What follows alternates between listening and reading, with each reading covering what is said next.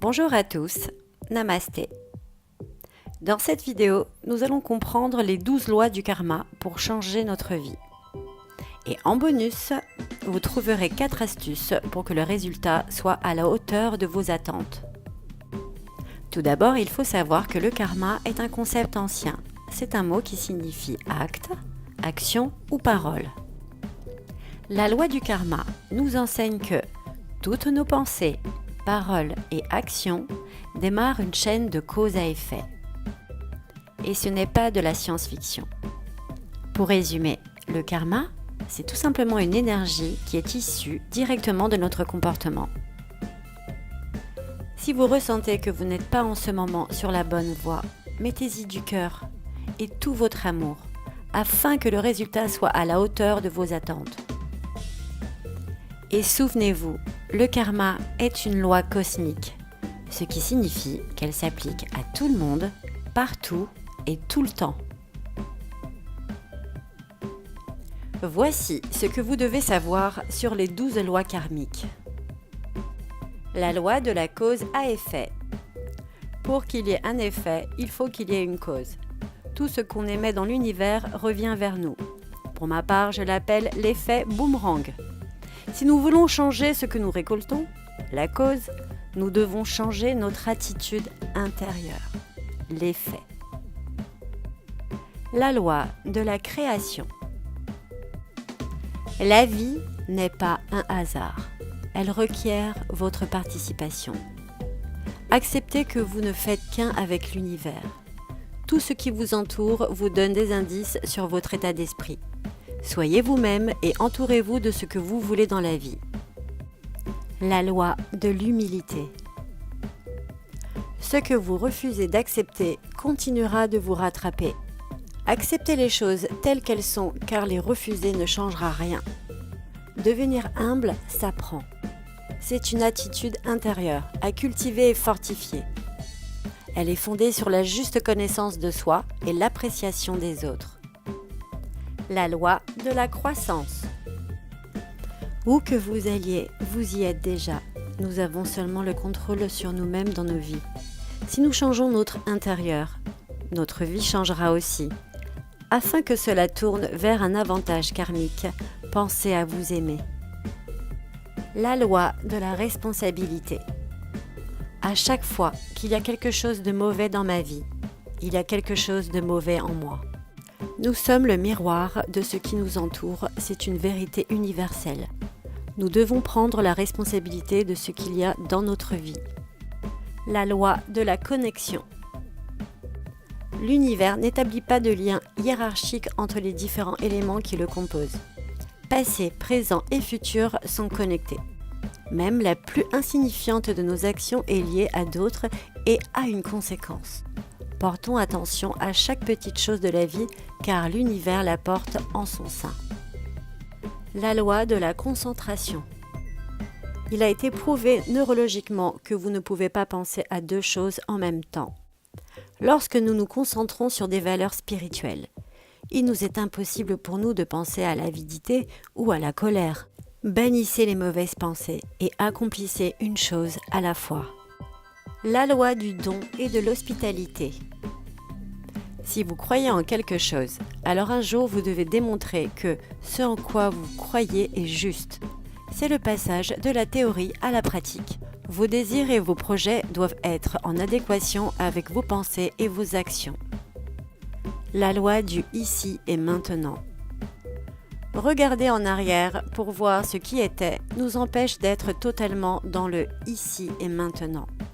Seul le moment présent nous appartient vraiment. Les vieilles pensées, les vieilles habitudes de comportement nous empêchent d'en avoir de nouveaux. La loi du changement. L'histoire se répétera jusqu'à ce que nous retenions les leçons dont nous avons besoin pour changer notre parcours. Tant que vous ne prenez pas conscience des choses et n'en tirez pas une leçon, les événements négatifs se reproduisent. Votre futur dépend de vos actions. Apprenez de vos erreurs afin de changer votre chemin. La loi de la patience et de la récompense. Toutes les récompenses requièrent un effort initial. Lorsque vous souhaitez une chose plus que tout, Ayez conscience que cela ne s'exaucera seulement que si vous fournissez les efforts nécessaires et faites preuve de patience. La plus grande satisfaction est celle qui demande le plus de patience, de dévouement et de persévérance. La loi de la valeur et de l'inspiration. La valeur de quelque chose est une conséquence directe de l'énergie et de l'intention que l'on y met. Les biens matériaux ne mèneront jamais au bonheur absolu. L'amour est la seule chose qui compte réellement. Rajoutez votre cœur dans chaque action afin d'obtenir la valeur souhaitée. Nous allons maintenant découvrir 4 astuces pour avoir un bon karma. Apprenez à avoir une écoute empathique. Sur le plan personnel, les personnes empathiques ont tendance à être plus généreuses et soucieuses du bien-être des personnes et ont tendance à avoir des relations plus heureuses ainsi qu'un plus grand bien-être. Pour être empathique, vous devez penser au-delà de vous-même et de vos propres préoccupations. Les autres ont beaucoup à vous apprendre et l'écoute empathique est une des meilleures manières d'avoir un bon karma. Pour cela, écoutez et n'interrompez pas votre interlocuteur. Écoutez les mots et le ton avec lequel on vous les dit. Écoutez avec vos yeux. Que fait la personne avec son corps lorsqu'elle vous parle? Écoutez avec votre instinct. Sentez-vous que la personne communique quelque chose d'important? Écoutez avec votre cœur. Que pense l'autre personne? Adoptez ces quelques conseils lorsque vous interagissez avec des personnes.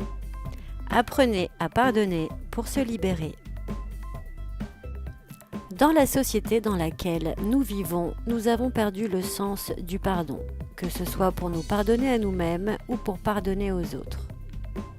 Vous avez fait des erreurs durant votre vie et vous vous en êtes sans doute voulu.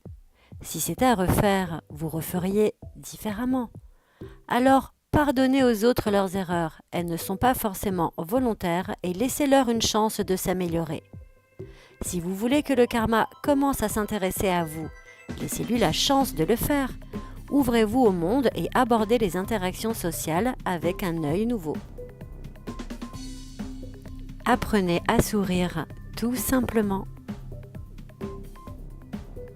Nous sous-estimons grandement le pouvoir d'un simple sourire. Des hormones du bonheur sont produites dans notre cerveau lorsque l'on sourit. Forcez-vous donc, même quand ça va mal, à voir la vie du bon côté. Où que vous alliez, souriez aux autres, même pour aucune raison. Ce geste de sympathie enclenchera ainsi la machine et vous attirerez d'autant plus d'énergie positive autour de vous. Apprenez à exprimer vos sentiments. Ce que vous ressentez, c'est ce que vous êtes. Sachez que c'est très sain d'exprimer sa tristesse, sa déception, sa joie ou son amour. Que ce soit verbalement ou physiquement, montrez votre affection fait de vous une personne assumée. Souvent, nous n'osons pas dire aux autres ce que nous pensons vraiment, que ce soit en bien ou en mal.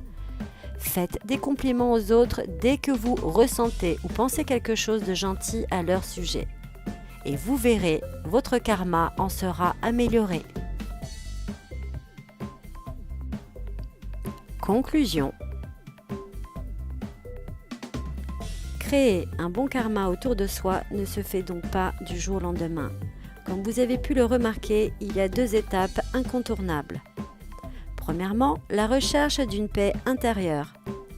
C'est seulement en acceptant votre passé et en souriant au présent que vous trouverez votre propre harmonie.